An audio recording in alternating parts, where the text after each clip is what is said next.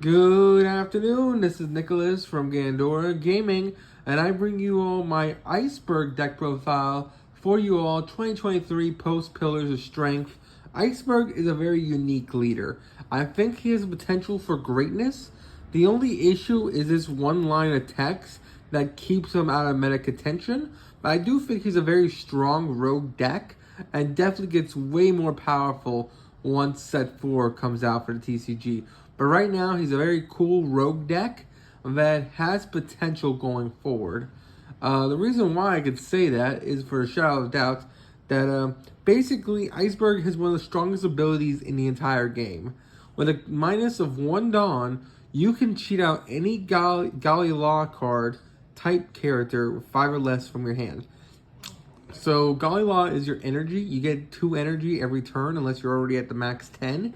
So basically, every turn you just get to cheat out level 5s. Especially in the early game, if you get to go first with Iceberg, cheating out a level 5 turn 1 when your opponent hasn't even gotten 2 Dawn yet is kind of insane. You can get 2 level 5s on field before your opponent even has 4 Dawn.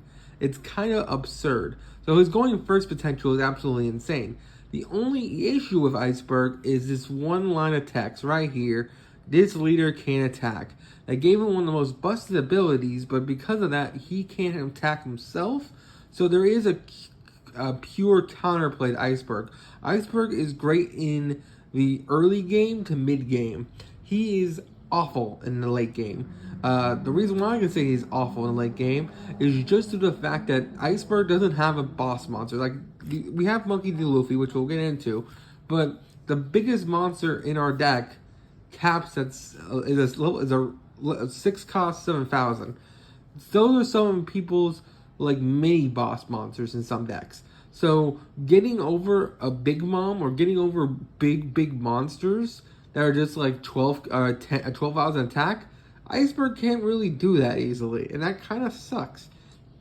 So this deck thrives on winning quickly and out like speeding your opponent. Yes, he can't attack himself, but the fact that you can cheat out level 5s very quickly certainly does help. So this deck really is good in the mid to beginning games. And as long as you can win those mid to beginning games, you're all set. This deck can definitely out-resource your opponent. The only issue is if they get to the late game, you could be out of luck. So let's just go straight into this. So first things first, we do have Monkey D. Luffy. He is a level 6 cost 7,000 attack monster. And basically, you may trash one card from your hand, level 5 or from your hand, and this card gains rush this turn. So basically, he can attack the turn he's summoned. He is just gigantic. I wish users already had rush. I hate that you have to discard a level 5 monster, but this deck specializes in level 5, so it's not that big of a deal. I just wish that it just -1 Dawn has rush. But overall, it's a really insane card, and it definitely helps you push for the mid game to kill your opponent. Because like I said, if you can cheat out level 5s and level 6s or level 5s really easily, you can definitely get your opponent's life really low and then start hammering it home to them, which is really nice. So for Monkey D. Luffy's, he's your boss monster, but this deck's full of like mid-rangey boss monsters. We're also playing for Rob Lucci. Rob Lucci is another amazing card. Basically what he does is that he's just really solid. He has a 1,000 counter. He's a 6,000. I think that's the standard for all level 5 monsters in his deck. They all have the 6,000 attack. So guaranteed without 0 Dawn on them, when they swing at your opponent, they have to discard a 2 counter or more, which is absolutely insane. But with -1 Dawn, I believe he stops blockers. So yeah, so rest one of your opponent's costs with 5 or less. So basically, on attack, you can just rest a blocker, which is kind of insane. One of the other, like I said, big issues with this deck is not winning in the early game. So Monkey D. Luffy having the ability to rush down your opponent, and Rob Lucci having the ability to basically put blockers in defense position so you can go for more damage, definitely helps you out in the early games to definitely out-resource your opponent out of the game. We're also playing 3 out of 4 Paulie. Paulie is an absolutely amazing card. Sadly, he actually gets better in the late game, which kind of sucks.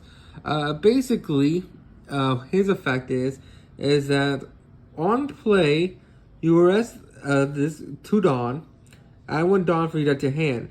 Then, if you have 8 or more Dawn on the field, KO 1 character with 4 or less costs. So that effect is absolutely amazing, and it's great for the late game. Having the ability to just KO a character when you get to 8 Dawn is absolutely insane. Only issue, this deck doesn't want to play the late game, it wants to win the early game. So the fact that this guy only, like, his best effect only works during the late game kind of sucks. Like, it's good, it's an insane effect, but you really need to be killing your opponent. Like you're at, like, the last hour with Polly. Like, 8 Dawn, they have some big people already on field. If they get to 10, which is probably the next turn, they're summoning out the 10 drops. Like, Polly, you are literally, like, right before twilight. You're, like, right before the clock hits 12. You need to be winning the game with Polly, with your Rob Lucci's, with your Luffy's, right then and there. Because if you're not, you will have some hell to pay once the 11th hour comes in. That's the expression. The 11th hour is right before it happens. So, really, really strong card in the mid to late game. Only issue is the deck isn't great in the late game. Thus, it's a little, like, it's like a band-aid for a big issue. Next we have is Kaku. Kaku is another great card. When attacking, -1 Dawn.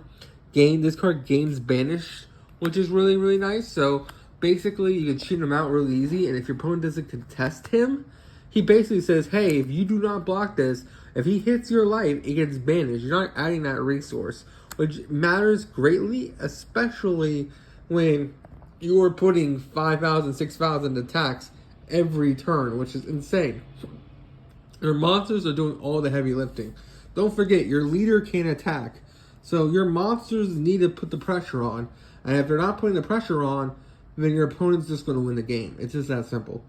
We're also playing for Tilestone. Tilestone's a really interesting card. Basically, on KO, if your leader is Golly Law type, add 1 Dawn for your deck to hand. So he just basically gives you Dawn. I would definitely say in later builds, you don't need to play this guy because he's basically a vanilla. But he does get you back Dawn, which is nice. And he's a free 6K. Not to mention, at worst, he's a discard for, what's it called? Luffy over here. So he's not a bad card, but he's not a great card either. We're also playing for Peeply Lulu. This guy's interesting. Basically, 1 Dawn when attacking. If your leader is a Golly Law type, which always was, add 1 Dawn card from your deck to hand and rest it. This guy's actually way better because he doesn't require him to be KO'd to do it. He just, every turn he attacks, allows you to just get a Dawn, which is really, really nice. So that is it for our 5Ks. Let's go on to our 4Ks, which we're playing Khalifa. Khalifa is a really amazing card. Basically, what this card does is that when attacking, -1 Dawn, basically draw 2, trash 1. So she's a really, really cool pot of greed mechanic, or graceful mechanic. Plus, she's a 2,000 counter. So overall, just a really, really good card in general, and just helps you out in basically all your plays. We're also playing Zombie. Zombie is another great card, just for the simple fact that he is a blocker. You know, does suck because he is a 3-cost blocker, but it actually isn't that big of a deal, just due to the fact that, luckily, because his effect is so broken that he can cheat these guys out with just 1 Dawn, you usually have like a whole bunch of Dawn left over to then cheat out these level 3 blockers. And yeah, he's just a blocker that on play, you can -1 Dawn. If your leader is Water 7, draw a card. Really, really solid card, and overall, a good card in general. We're also playing this blocker as well. This is a normal blocker we're playing. Has a counter. It's an easy blocker. Nothing wrong with it. And finally, for our last monster, we're of course playing Krokoroo. Krokoroo is absolutely insane. It's basically our searcher for the deck on summon.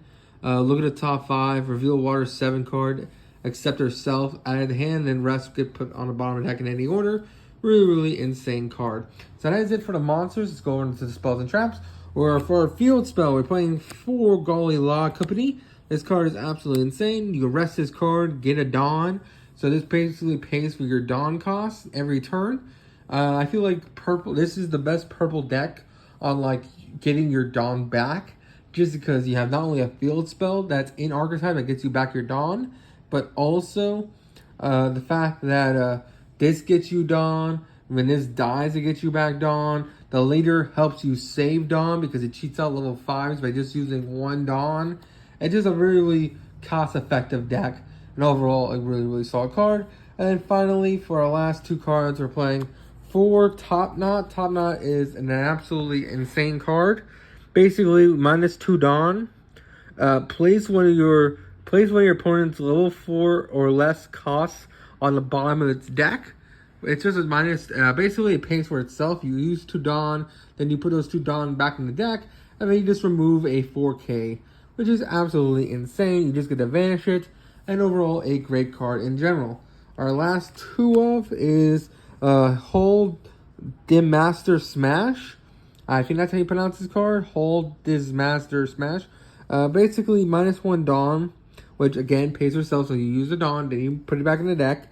And then basically, if your leader is Water 7, KO to one character 2 or less cost, helps you get rid of blockers. Basically, this helps you get rid of your annoying blockers. Lucci helps you get rid of your annoying blockers. Luffy having Rush helps you push. Just a lot of really powerful effects to help you just hit your opponent because your leader can't. And yeah, that's really about it. I hope you all enjoy. Don't do anything stupid, and I'll see you all in the next one. Bye-bye.